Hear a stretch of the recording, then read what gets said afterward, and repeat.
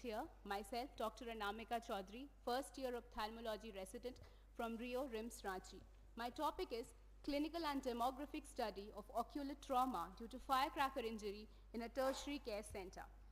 India's vibrant festivals and celebrations often involve firecrackers, but tragically, firecracker accidents might result in serious ocular injuries and irreversible harm to vision.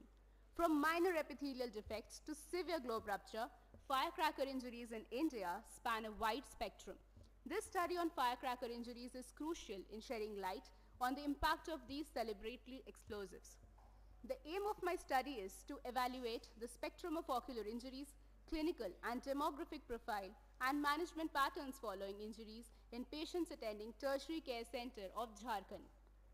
Methods and materials. It's a hospital-based retrospective study of patients attending the emergency department of Rio RIMS Ranchi. The sample size is of 25 patients and the duration is from May 2023 to April 2024. The patients who sustained ocular injuries by firecrackers were included in my study, and the exclusion criteria was the patient with extraocular injuries that were very severe and life-threatening, requiring multi-speciality managements, and patients with already existing ocular pathologies.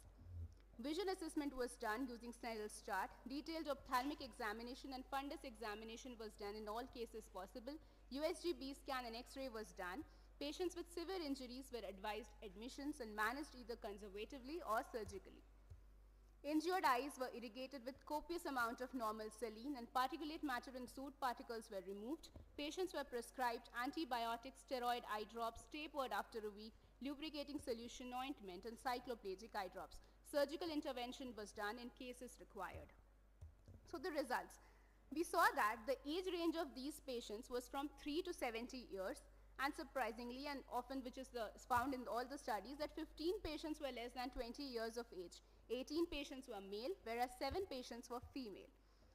So we found that in our study, bomb crackle was the most notorious firecracker found to be associated with severe injuries in 39% of cases, followed by flower pot in 29.5%, with bottle rocket and then sparkles. None of the firecracker victims reported using any protective eyewear at the time of injury. So this is the spectrum of ocular injuries due to firecracker which we saw. It ranges from periocular burn in almost 100% of cases, followed by corneal aberrations, corneal foreign bodies, corneal perforation, conjunctival and lid laceration, hyphema, iridodialysis, globe rupture, vitreal hemorrhage, and retinal detachment in severe cases also. So we have classified the injuries in open globe and closed globe, and then accordingly into zone 1, zone 2, and zone 3. So these are two pictures: slit lamp examination, periocular burns showing hyphema, a picture showing retinal detachment and some other injuries.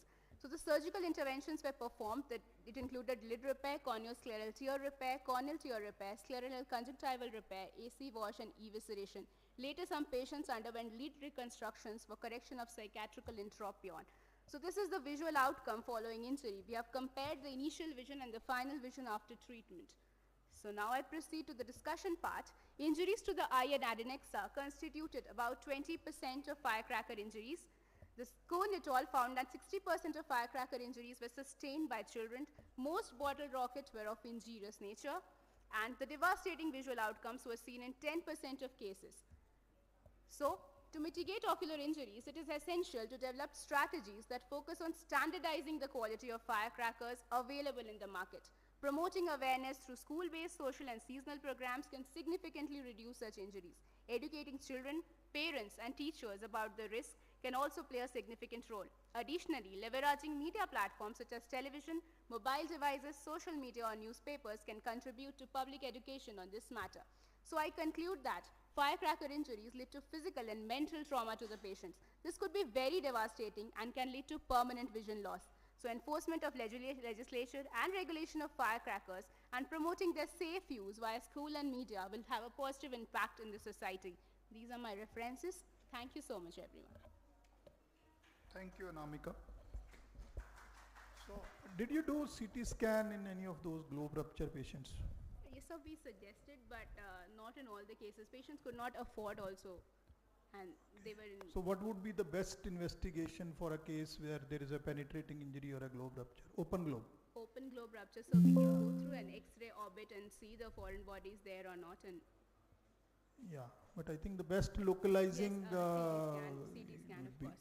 because instead of going for ultrasound and Yes, sir. X-ray, you can probably save some time Yes, going sir. for CT CT scan. Yes, sir. How many of these eyes had a PL negative vision? So one On of my presentation. patients, it was PL negative, and we have to eviscerate that eye. Okay, did you try primary repair? Yes, sir, we tried, but it was not possible. It was a complete globe rupture with a very penetrating injury, and nothing was left, so we had to eviscerate. No option was left. He had an injury with his bomb, and it directly hit his eyes. There was some stone or something inside that. Thank you. Thank you so much.